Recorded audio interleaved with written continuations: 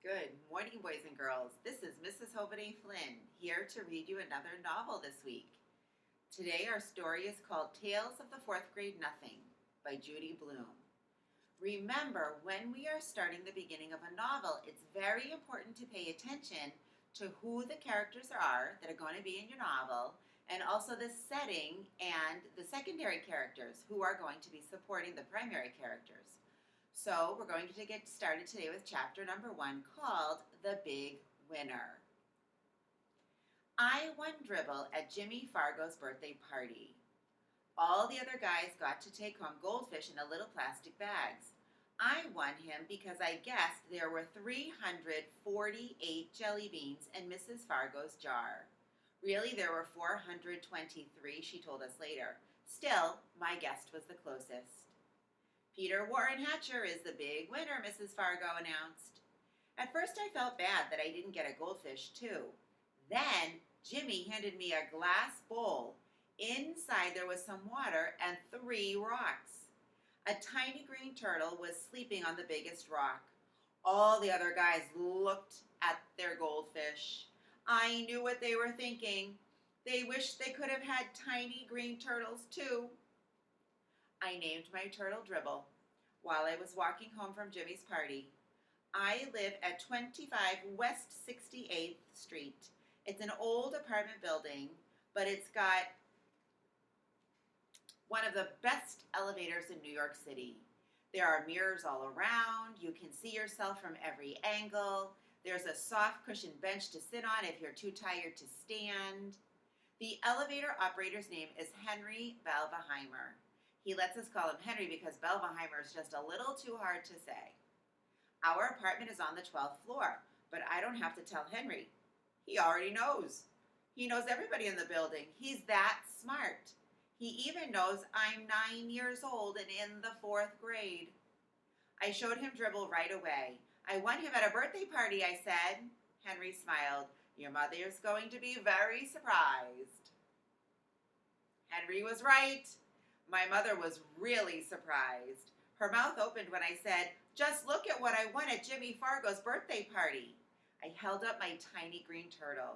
I've already named him Dribble. Isn't that a great name for a turtle? My mother made a face. I don't like the way he smells, she said.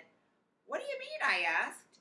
I put my nose right down close to him. I didn't smell anything but turtle. So Dribble smells like a turtle, I thought. Well, he's supposed to. That's what he is. And I'm not going to take care of him either, my mother added. Of course you're not, I told her. He's my turtle, and I'm the one who's going to take care of him. You're going to change his water and clean out his bowl and feed him and all of that, she asked. Yes, I said, even more. I'm going to see that he is happy. This time my mother made a funny noise, like a groan.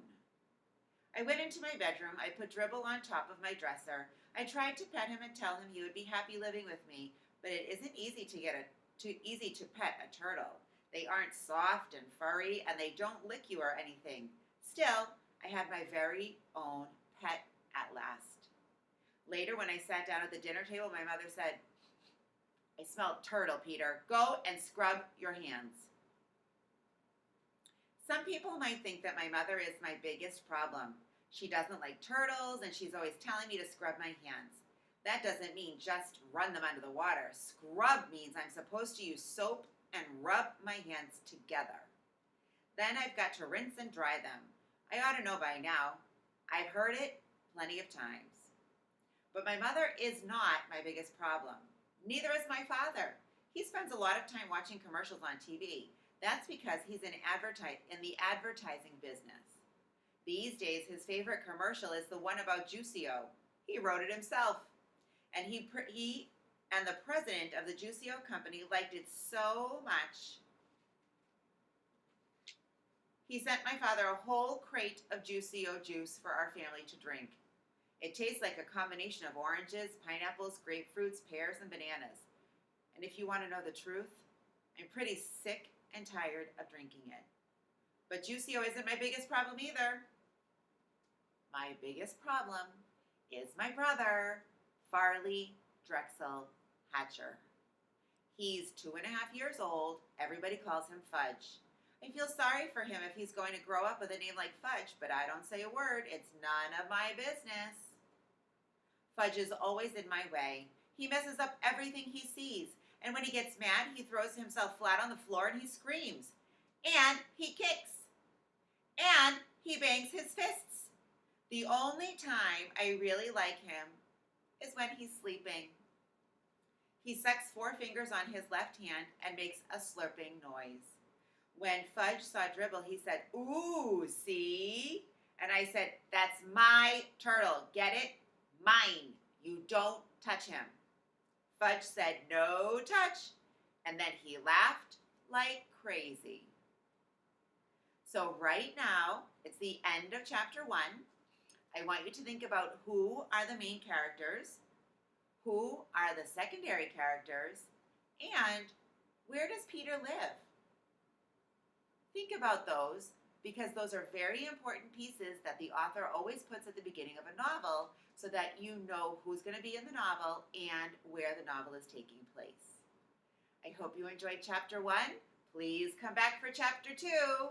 Have a wonderful day, boys and girls.